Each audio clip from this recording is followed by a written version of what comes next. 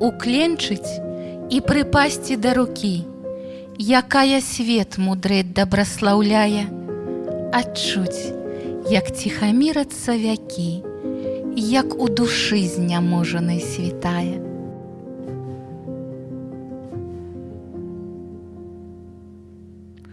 Храмы і святыя мясціны заўсёды былі і будуць месцамі чалавечага пакланення і ўшанавання, бо валодаюць своеасаблівай, прыцягальнай сілай. Касцёл святога Міхала Арханёла – сапраўдная жамчужына сакральнага дойлідства пачатку 17 стагоддзя. Архітэктурнае і рэлігійнае мінулае храма насычана драматычнымі, а часам і трагічнымі падзеямі, а таксама непарыўна звязана з гісторыяй нашай краіны. Звесткі аб датах фундацыі і пабудовы храма ў Смаргоні надзвычай супярэчлівыя.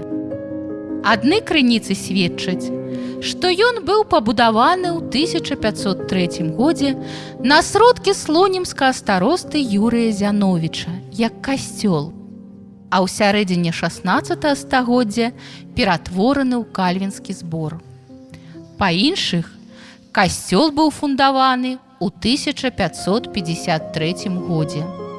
Апошнія даследаванні паказалі, што культавы будынак, які захаваўся да нашых дзён, быў узведзены ў 1606-1612 годах як кальвінскі збор Крыштафам Зяновічам, і пацверджанне гэтаму маецца ў яго тэстаменце ад 1614 года.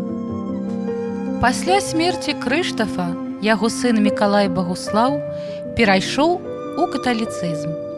Мікалай загінуў падчас вайны Рэчы Паспалітай з Турцыяй. На ім род смаргонскіх Зяновічаў па мужчынскай лініі прыпыніўся. Уладарамі мястэчка становяцца яго дочкі, якія перадаюць святыню каталікам. Храм быў асвечаны як касцёл Святой Троіцы ў 1621 годзе і належаў каталікам амаль 250 год. У 1655 годзе касцёл быў разбураны войскамі цара Аляксея Міхайлавіча, але ўжо ў 1661 годзе зноў адбудаваны. У 1858 годзе, дзякуючы ксяндзу Яну Залескаму, адбылася рэканструкцыя храма. Апісанне святыні таго часу пакінуў Уладзіслаў Саракомля.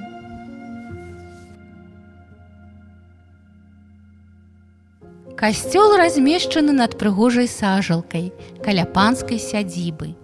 Над касцёлам высока ў неба ўзносіцца купалападобная вежа з казырком, на якой быў новы гадзіннік. Дзве круглыя пабудовы ля галоўнай вежы робяць будынак падобным на абарончае ўмацаванне.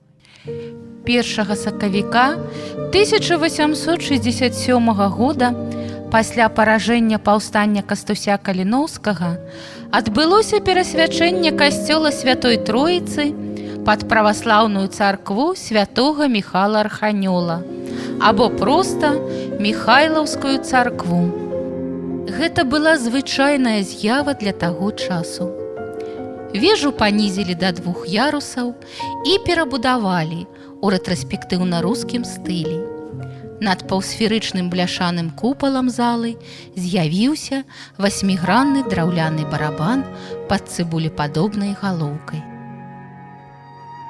Каталіцкія вернікі Смаргоншчыны не мелі ўласнай святыні аж да 1905 года. У 1911 годзе быў пабудаваны новы манументальны цагляны касцёл у неараманскім стылі.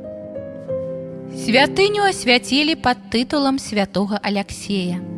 На жаль, у час Першай сусветнай вайны новы касцёл быў зруйнаваны.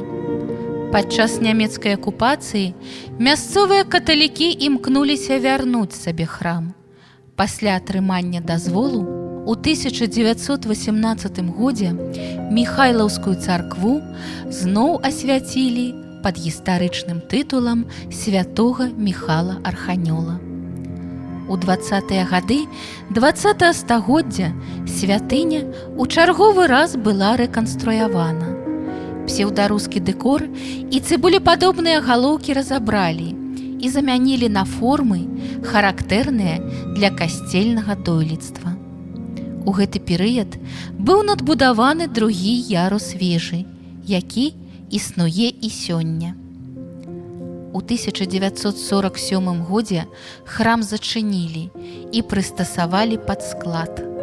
Варварскі было знішчана ўбранства касцёла.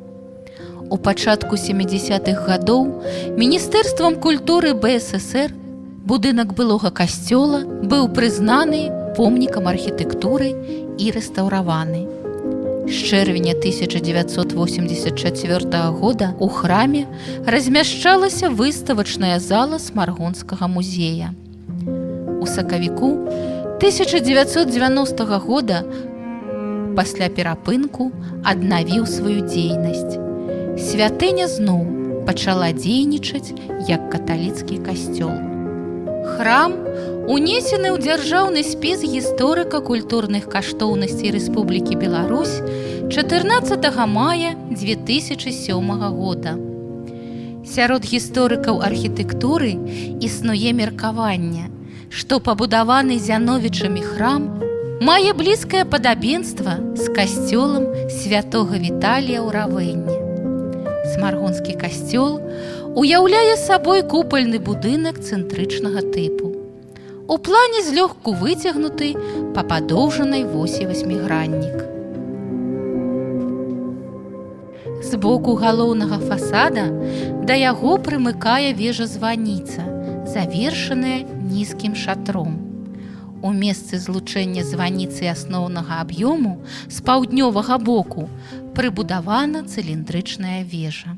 З паўночнага боку прамавугольная ў плане ніжэйшая сакрысція.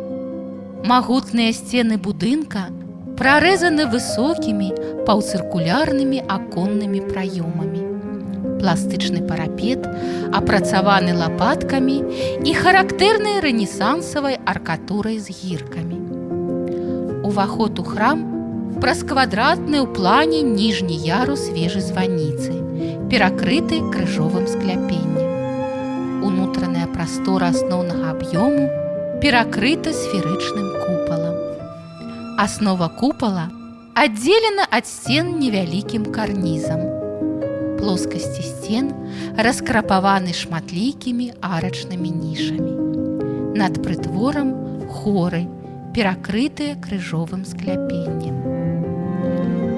У святыні пануе ідэальная акустыка, што з'яўляецца вынікам архітэктурнай хітрасці. У сцены па ўсяму перыметру былі ўмураваныя гліняныя начынні. Пад залаю касцёла размешчана крыпта, якая была пахавальняй сям'і Зяновічаў. Цішыня ля храма і водар гісторыі абуджае ўяўленне. Здаецца, адтуль, з далёкага мінулага чуваць галасы нашых продкаў. Хто шэптам, хто крыкам, а хто ціхім маленнем за нашу зямлю распавядае пра падзеі даўно мінулыя.